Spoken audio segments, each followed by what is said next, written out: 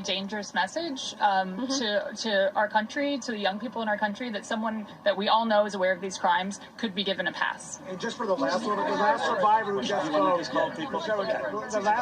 just spoke, she said that Epstein would brag about her relationship with Donald Trump. Could she please elaborate about that? And anybody Shante. get to the microphone.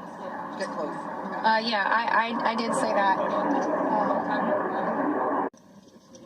My first trip to the Palm Beach residence, I drove there from the airport with Ghislaine Maxwell, and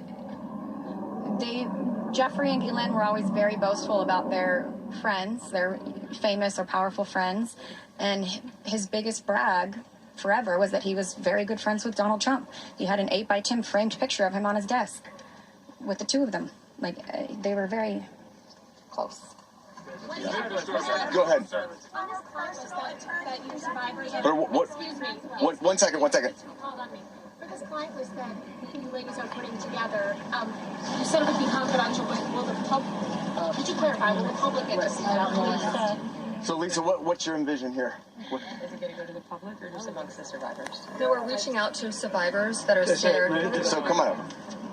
We're reaching out to survivors that are scared to come forward and that also know who they were trafficked to. So that's the list that we're compiling. We're not quite sure, how we're going to release that, or even if we're going to. The Department of Justice needs to release the list. Right, yeah. For folks at home, they might be confused. The survivors know the names. You've seen these powerful people. Why can't you say the names? Could you just Why explain? do we have to? Why do we have to say the names when the government knows the names? And we're also scared to do so. Look what's happened to so many of the survivors that have revealed names.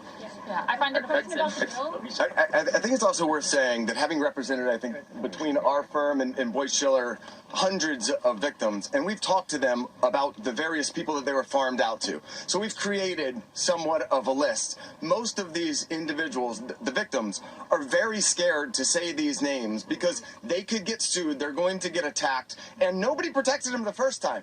And that was against one person.